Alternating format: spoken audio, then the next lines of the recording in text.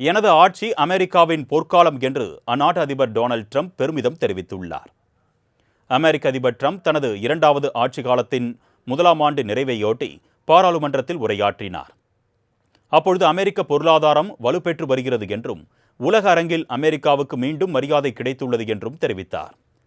தொடர்ந்து நாட்டின் எதிரிகள் வீதியில் உள்ளதாக கூறிய அவர், அமெரிக்கா மீது பல நாடுகள் அதிக வரிகளை விதித்ததால் அந்த நாடுகள் மீது வரி நடவடிக்கை எடுக்கப்பட்டதாகவும், இந்த வரி விதிப்புதான் அமெரிக்காவின் பொருளாதார மாற்றத்திற்கான முதன்மை காரணங்களில் ஒன்று என்றும் தெரிவித்தார்.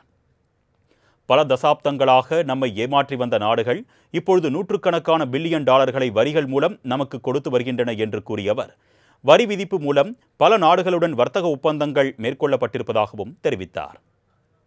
கடந்த 4 நாட்களுக்கு முன்பு பரஸ்பர வரி விதிப்பு நடவடிக்கையை ரத்து செய்து அமெரிக்க சுப்ரீம் கோர்ட் ஒரு துரதிருஷ்டவசமான தீர்ப்பை வழங்கியதாக குறிப்பிட்ட அவர், தான் விதித்த வரி மூலம் நாட்டின் வளர்ச்சி அதிகரித்திருப்பதாகவும் பெருமிதம் தெரிவித்தார்.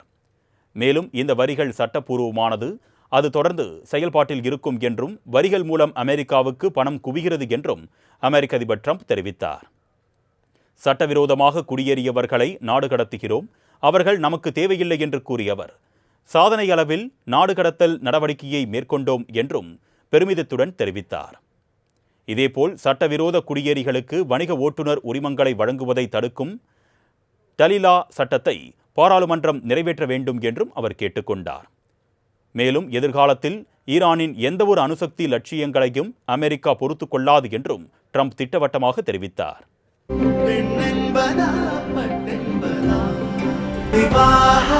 மணப்பெண்ணின் பிரத்யேகமான திருமணம் விவாஹா தி சென்னை சில்க்ஸ்.